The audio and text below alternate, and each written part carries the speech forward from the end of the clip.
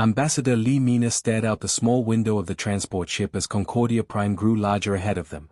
The massive space station looked like a silver wheel spinning slowly against the stars. She had made this journey many times over the past 15 years, but today felt different. The message from the Galactic Council had been short and cold: immediate attendance required. No delays accepted.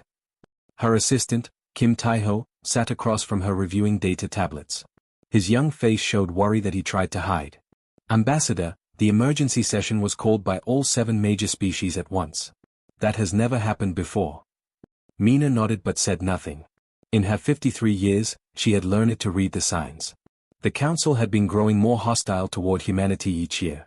What started as helpful guidance had slowly turned into strict rules. Then the rules became laws. Now the laws felt like chains. Do we know what they want to discuss? Taiho asked. Population control, Mina replied quietly. Resource allocation. Cultural correction programs. She spoke the words like they tasted bitter. The same things they always discuss when they want to make our lives smaller. The transport ship shuddered as it entered the station's docking bay. Through the speakers, a mechanical voice announced their arrival in the universal trade language. Mina gathered her formal diplomatic robes and checked her hidden recording devices one last time. Whatever happened today, humanity needed to know about it. The corridors of Concordia Prime bustled with alien life. Tall, blue-skinned Altarians walked alongside floating gas clouds that were actually intelligent beings from the nebula worlds.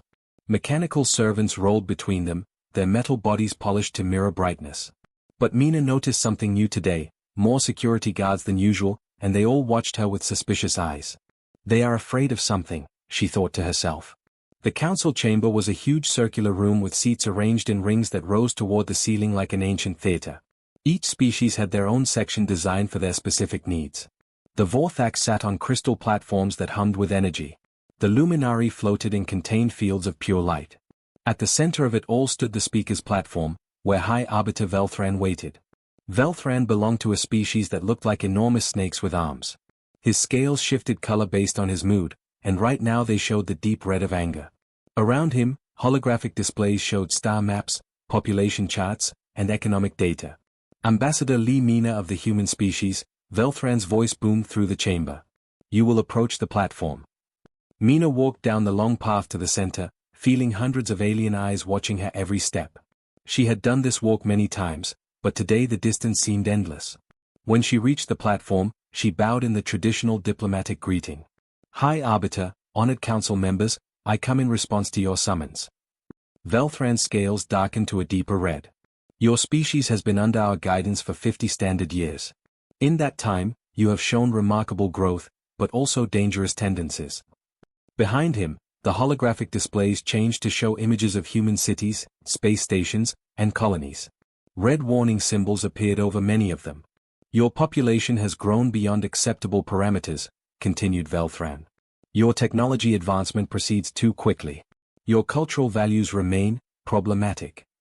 A Vorthak representative, its crystal body chiming like bells, spoke next. Humans show excessive individualism. This creates instability in the galactic community. One of the luminary beings, a being of pure energy contained in a force field, added its voice. Military research continues despite our guidelines. Weapons development poses risks to peaceful species. Mina kept her face calm, but inside her mind was racing. They had been watching humanity more closely than anyone realized. How much did they really know about the secret research projects? How much did they know about the hidden colonies? Therefore, Velthran announced, new regulations are hereby enacted.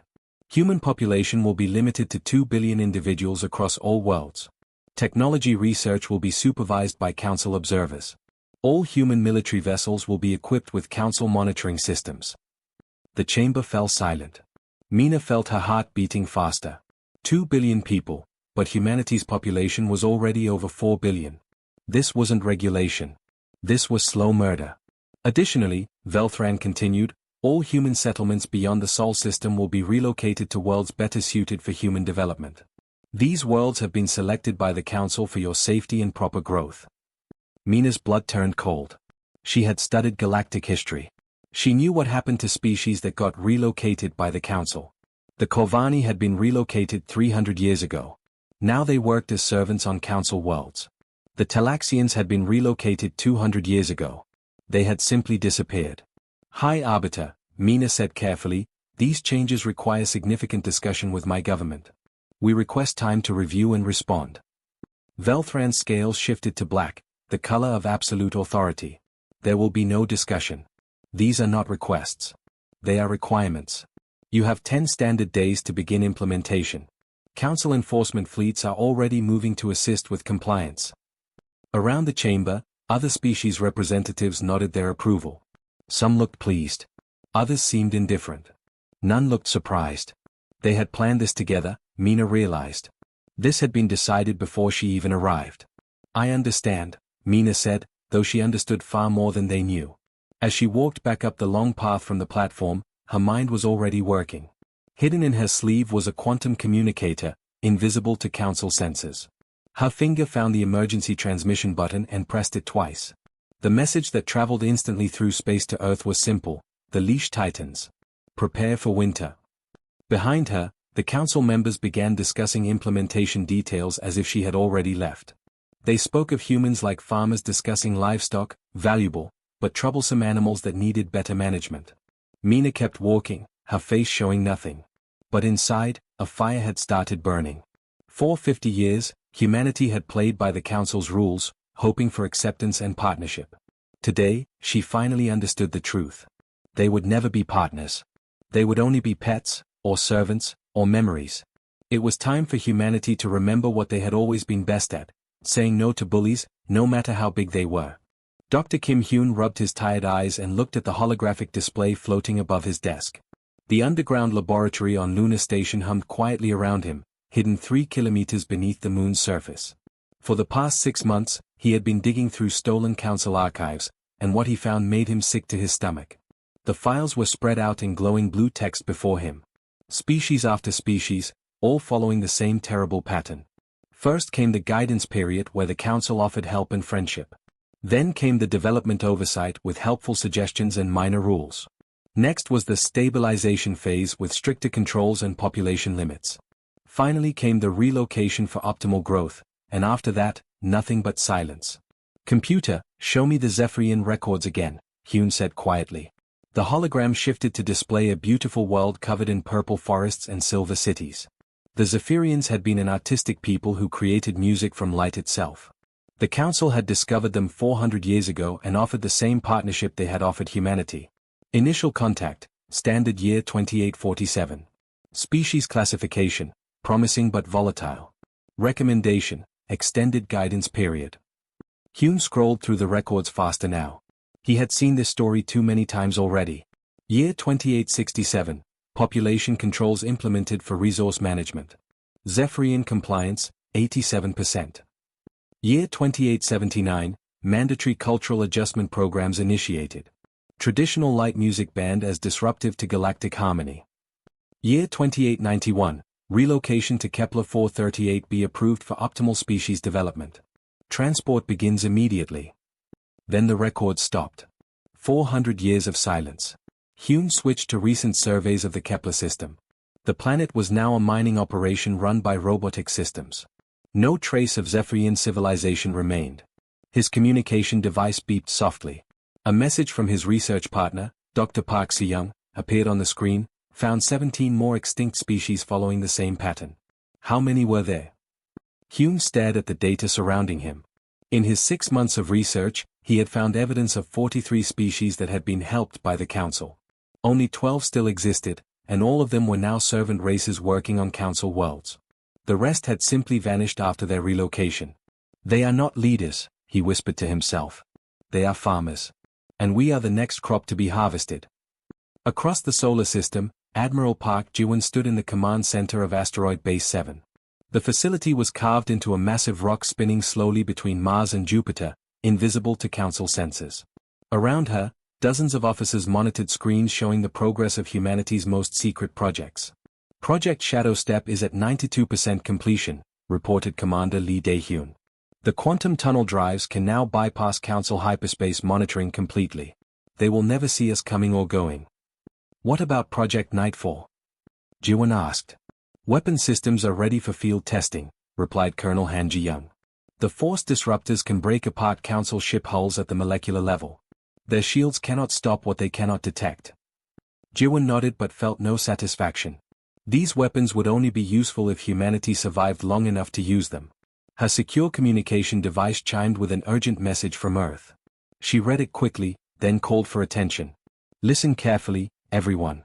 The Council has just announced mandatory relocation of all human colonies outside the Sol system. They say it is for our own development and safety. The command center fell silent. Everyone understood what this really meant. They had all studied the historical patterns Dr. Kim had discovered. How long do we have? Asked Commander Lee. 10 standard days, Jiwon replied. After that, Council enforcement fleets will begin the relocation process.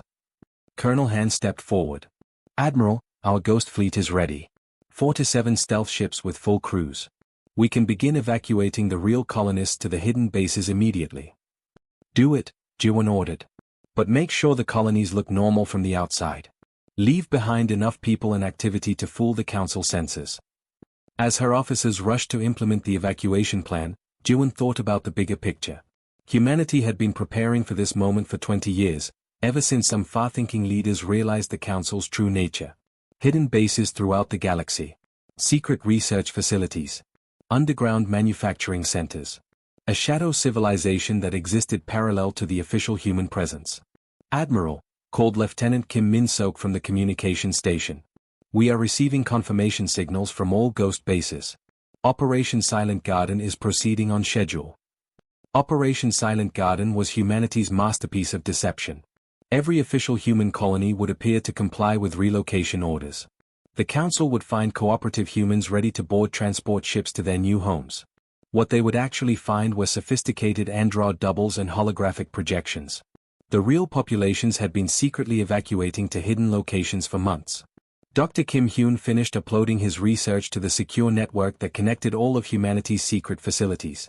His evidence would be preserved no matter what happened next. 43 species had trusted the Council and paid the ultimate price. Humanity would not be number 44. His final report was brief but clear. The Galactic Council is not a government. It is a predator that feeds on entire civilizations. They have perfected the art of species extinction through bureaucracy. We are next on their menu unless we act now. 3,000 light-years away, Captain Choi Junho received the evacuation orders aboard his stealth ship. His vessel, along with dozens of others, would begin moving colonists to safety within hours. The Council would never see them coming. More importantly, they would never see them leaving. As he prepared his crew for the most important mission in human history, Junho thought about his children back on Earth. They were growing up in a universe where ancient aliens decided who lived and who died.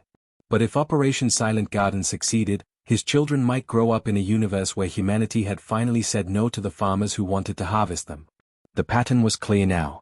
The Council's methods were predictable. But for the first time in galactic history, their next victims knew what was coming and had prepared accordingly. The harvest was about to begin. But this time, the crops intended to fight back. Captain Choi Junho watched his navigation screen as the silent dawn dropped out of quantum tunnel space. Around him, empty space stretched in all directions, but he knew better than to trust his eyes. This region of space was supposed to be completely empty according to all official star charts. Activate Ghost Protocol, he ordered quietly. Lieutenant Han Sumin pressed a series of buttons at her station. Suddenly, the empty space around them filled with ships. Dozens of human vessels materialized from quantum hiding places, their hulls shimmering as they became visible again. The Ghost fleet had been waiting here for over 3 hours. All ships report ready status, Sumin announced. Total count, 47 stealth vessels with full crews. Junho nodded and opened the fleet communication channel. This is Captain Choi to all Ghost ships. Today we begin the largest evacuation in human history. Remember your training. The Council must never know we were there. For 20 years, humanity had been building a secret civilization alongside their official one. While the Council watched the registered human colonies and space stations, they had no idea about the shadow network that existed in parallel. Hidden bases carved into rogue asteroids. Manufacturing facilities built inside gas giant clouds. Research stations tucked into the empty spaces between solar systems. The Silent Dawn and her sister ships represented the finest achievement of this hidden network. Their hulls were made from materials that bent light and sensor beams around them. Their engines operated in dimensions the Council had never learned to detect. They could travel faster than Council ships while remaining completely invisible. "Captain," reported his tactical officer, Lieutenant Park Ji-hoon, "we are receiving the evacuation list from Colony Base Harmony. 37,000 civilians ready for transport." "What about the decoys?" Junho asked. "Already in place. The android doubles are performing daily routines perfectly. Council observers will see normal colony activity for at least 6 months." Junho smiled grimly. The android doubles were another secret project that the Council knew nothing about. Each one was programmed with the memories and personality of a real colonist. They would continue living normal lives, working at their jobs and socializing with neighbors, while the real people disappeared into the underground network. Across the galaxy, similar scenes were playing out at dozens of locations. Human colonies that had existed for decades were quietly emptying out, leaving behind sophisticated illusions of normal life. On the bridge of the Council enforcement ship Eternal Dominion, Commander Astrak studied the reports from his scout vessels. His species looked like giant insects with 4 arms and compound eyes that could see across multiple dimensions. He had been enforcing Council relocations for over 2 centuries, and something about this human operation felt wrong. "The colonies are too cooperative," he muttered to his second-in-command. "In my experience, when a species agrees to relocation this easily, they are planning something." "Perhaps humans are simply more intelligent than previous species," suggested his aide. "They understand that resistance is futile." Astrak's compound eyes shifted to examine the data more carefully. Every human colony was showing perfect compliance. Families were packing their belongings. Workers were shutting down factories in an orderly manner. Children were attending school right up until transport day. It was exactly what compliance should look like, which made him suspicious. "Increase patrol frequency," he ordered. "Use deep space sensors. If the humans are hiding something, I want to find it." But the patrols found nothing unusual. Human ships moved along registered flight paths. Communication signals followed normal patterns. Life signs at the colonies remained steady. What the Council patrols could not detect were the quantum tunnels opening and closing in empty space. Each tunnel allowed ghost ships to move thousands of people at a time to hidden locations. The tunnels existed in a dimension that Council science had never discovered, making them completely invisible to even the most advanced sensors. Dr. Kim Hyun stood in the main corridor of Shadow Base Alpha, a massive facility built inside a hollowed-out asteroid. Around him, thousands of evacuated colonists were settling into their new temporary homes. The base had everything needed to support human life: farms growing under artificial sunlight, factories producing essential goods, schools for the children. "How many people do we have now?" asked his assistant, Dr. Lee Yuna. "Shadow Base Alpha has 53,000 residents," Hyun replied, checking his tablet. "The entire network is now supporting over 2 million people. And the Council still thinks they are all living in the registered colonies." Through the base's communication system, they could monitor what was happening at the official human settlements. The android doubles were performing their roles perfectly. They went to work each morning, socialized in the evenings, and even attended community meetings to discuss the upcoming relocation. Meanwhile, the real humans were learning new skills in the shadow bases. Former farmers were training to operate stealth ships. Teachers were studying advanced weapon systems. Children were practicing emergency procedures in case the bases were ever discovered. Captain Choi's fleet completed another successful evacuation run. His ships had moved 8,000 people from 3 different colonies without triggering a single Council sensor. The Ghost Fleet was becoming more efficient with each mission. "Sir," Lieutenant Han Sumin called from her station, "we are receiving a priority message from Admiral Park." Junho read the message quickly. His expression grew serious. "Change of plans, everyone. The Council is accelerating their timeline. They want all relocations completed in 5 days instead of 10. "What does that mean for us?" asked Lieutenant Park. "It means they are getting nervous," Junho replied. "They suspect something, even if they cannot prove it. We need to move faster." As the Ghost Fleet prepared for emergency acceleration of their evacuation operations, none of them knew that their activities had been detected by someone unexpected. A young Council technician named Vexhai had been monitoring quantum fluctuations as part of routine space weather observations. The patterns he saw did not match any natural phenomenon. Vexhai stared at his readings and realized he was looking at evidence of artificial quantum tunnels. Someone was moving large amounts of matter through dimensions that should be impossible to access. But Vexhai had grown up hearing stories about the extinct species, and he had always wondered where they really went. For the first time in his life, he was seeing evidence that a species was refusing to go quietly. He looked at his communication console, then at his data. With one message, he could alert the Council to humanity's deception. Instead, he deleted his readings and marked the anomalies as equipment malfunction. Some secrets, he decided, deserved to stay hidden. Ambassador Lee Mina stood at the entrance to the Council chamber, her heart beating fast but her face calm. Today would be different from all her previous visits.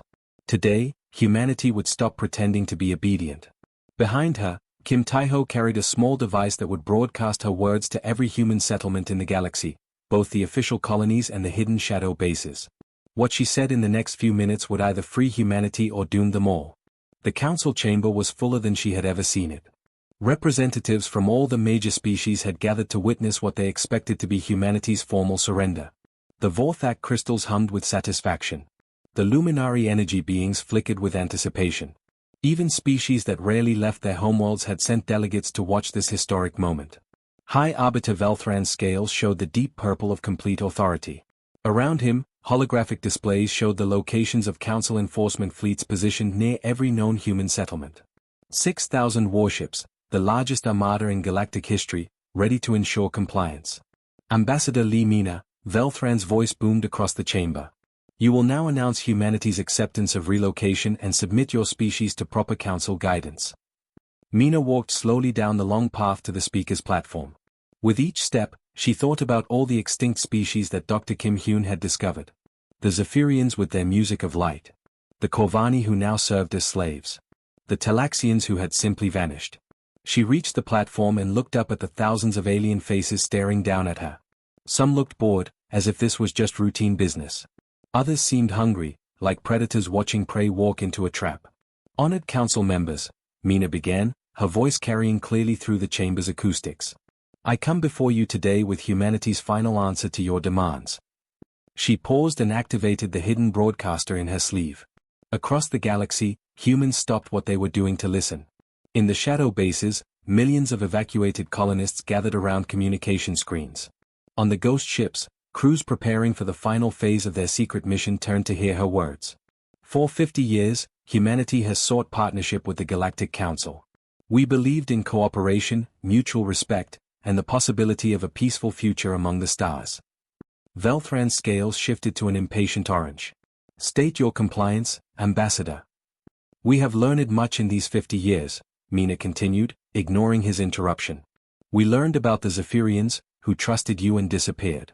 We learned about the Corvani, who now serve you as slaves. We learned about 41 other species that believed your promises of guidance and partnership. A murmur ran through the chamber. Several council members exchanged worried glances. How much did humanity know? Therefore, Mina's voice rose strong and clear. Humanity formally rejects all council treaties, regulations, and oversight. We withdraw from your authority over our species, our worlds, and our future. We will no longer participate in our own extinction. The chamber exploded in shocked voices. Never in 10,000 years of council history had a probationary species openly defied their authority. The sound was like a storm of angry alien languages mixing together. High Arbiter Velthran's scales turned black with rage. You dare defy the natural order of the galaxy? Your primitive species will be cleansed from existence. No one defies the council. We just did, Mina replied simply. On the bridge of Admiral Park Ji-won's command ship, hidden in the asteroid belt, alarms began sounding. Admiral, reported Commander Lee Dae-hyun, council fleets are moving toward all registered human positions. They are not waiting for negotiations. Expected, Ji-won said calmly. Signal all ghost ships to take positions. Operation Freedom begins now. Across the galaxy, the largest military force ever assembled began moving toward human colonies. Council commanders who had not fought real battles in centuries were confident this would be over quickly. They had weapons that could crack planets and shields that had never been penetrated. What could one primitive species do against the combined might of a galactic empire? The first council fleet reached the outer human colonies within hours. Admiral Korathvas, a veteran of dozens of peaceful relocations, expected to find panicking humans begging for mercy.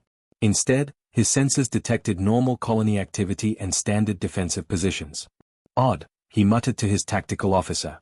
They show no signs of fear or preparation for battle.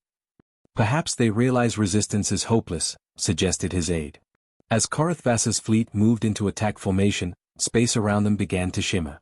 Dozens of human ships materialized from quantum dimensions, their hulls reflecting light in ways that hurt to look at. These were not the simple vessels in Council databases. These ships moved like living things, phasing in and out of reality. What in the void are those? Korathvas demanded. His question was answered by weapons fire unlike anything in Council experience. The human ships fired beams that passed through Council shields as if they did not exist. Where the beams touched Council hulls, the metal simply came apart at the molecular level. Within minutes, half of Korathvas's fleet was drifting wreckage. The other half tried to retreat, but the human ships moved faster than anything should be able to move, cutting off escape routes with precision that spoke of decades of planning. Similar scenes played out across dozens of star systems. Ancient Council fleets that had conquered hundreds of worlds found themselves outmatched by an enemy they had dismissed as primitive. Human tactics were unlike anything in their military databases. Human technology operated on principles they had never encountered. But the greatest shock came when the Council tried to call for reinforcements and found their communication networks had been compromised. Every message they sent was intercepted, decoded, and often replaced with false information. In the Council chamber, High Arbiter Velthran received the first battle reports with growing disbelief. Impossible. They are just one species. They have no advanced technology.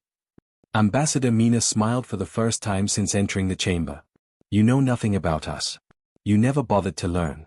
You saw what you expected to see and ignored everything else. Around the chamber, representatives from other species were receiving their own reports. The impossible was happening. The mighty Council fleets were not just being defeated, they were being systematically dismantled by humans who fought like they had been preparing for this moment their entire lives. This ends now. Velthran roared. Deploy the planet crackers. If we cannot relocate them, we will destroy them.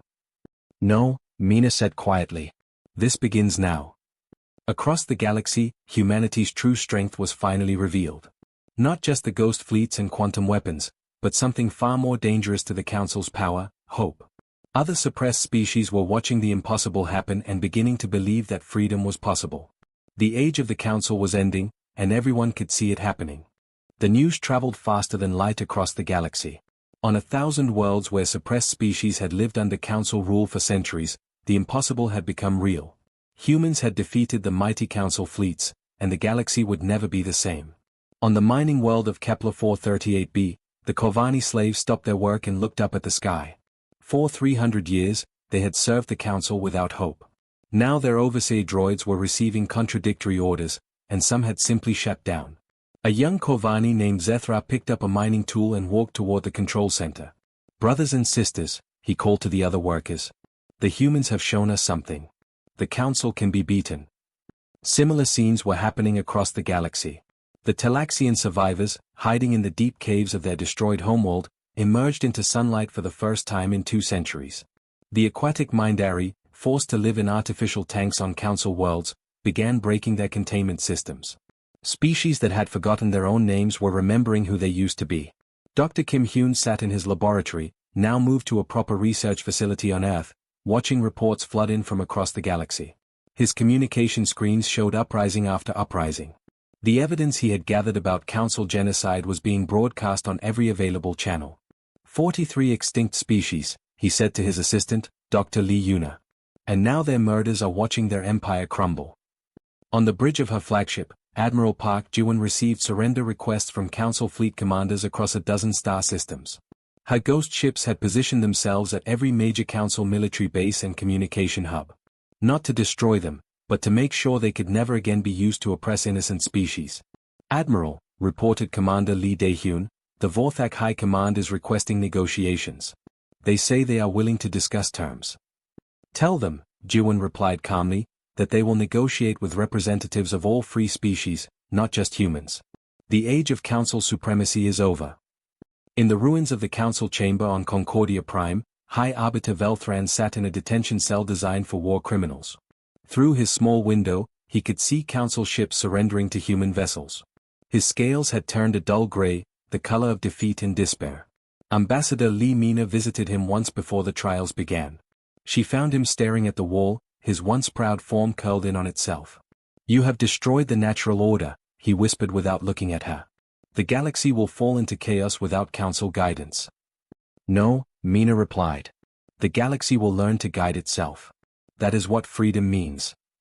The formation of the new galactic government took place on a neutral space station built by dozens of species working together. The old council chamber had been turned into a memorial for extinct species, while the new Federation Assembly was designed as a circle where no species sat higher than others. Captain Choi Junho, now promoted to Admiral of the Ghost Fleet, attended the opening ceremony with his crew. Lieutenant Han Sumin, who had become his chief diplomat, marveled at the sight of former enemies working together. Sir, she said quietly, the Corvani delegation is presenting their original constitution from before the council enslaved them. They want to rejoin galactic civilization as free beings. Good, Junho replied. That is what we fought for. Not to rule others, but to make sure no one could rule through fear. The new Federation Charter was simple compared to the thousands of laws the Council had used to control species. It had three basic principles: self-governance for all species, voluntary cooperation instead of forced compliance, and protection for any species that chose isolation over participation. Dr. Park Soo-young, Kim Hyun's research partner, had been elected as the Federation's first Director of Historical Justice. Her job was to investigate Council crimes and help surviving victims rebuild their civilizations. She stood before the Assembly to present her first report. We have confirmed the extinction of 43 species through forced relocation and cultural destruction, she announced. We have also found evidence of 12 species that were reported extinct but actually survived in hiding. Today, we welcome the deep swimmers of Proxima 3 back to galactic civilization after 400 years of hiding in ocean trenches. The assembly erupted in cheers as the aquatic beings, thought lost forever, appeared on communication screens from their hidden underwater cities. Across the galaxy, more survivors were emerging from secret refuges where they had waited centuries for the Council's power to end. Ambassador Lee Mina, now Secretary General of the Galactic Federation, stood to address the assembly for the final time that day. Behind her, a holographic display showed the galaxy as it now existed. Thousands of free worlds connected by trade and friendship instead of fear and force. 50 years ago, she began, humanity joined what we thought was a community of equals. We discovered instead that we had entered a system built on lies and genocide. Today, we have not conquered that system, we have replaced it with something better. She paused as delegates from across the galaxy listened in dozens of languages. The Federation exists to serve its members, not to rule them. No species will ever again face the choice between freedom and survival. No world will be forced to surrender its children to serve distant masters. No civilization will disappear because it refused to conform. The applause lasted for several minutes, but Mina raised her hand for quiet. But we must remember, freedom is not something you win once and keep forever. It must be protected by each generation. The moment we become comfortable with power over others, we risk becoming what we fought to destroy. In his prison cell, High Arbiter Velthran listened to her words through the communication system. For the first time since his capture, his scales showed a flicker of something other than despair. Perhaps it was respect. Perhaps it was the beginning of understanding. Far from the political ceremonies, in the quiet corridors of a human space station, children from a dozen different species played together in ways their parents had never imagined possible. Human children taught Corvani young ones to play simple games. Talaxian youngsters showed others how to create beautiful art from recycled materials. Captain Choi's daughter, now 15 years old, practiced speaking the musical language of the returned deep swimmers with her friends. This was the real victory, not the battles won or governments formed, but the simple fact that these children would grow up in a galaxy where friendship was possible between any species. The age of fear was over. The age of hope had begun.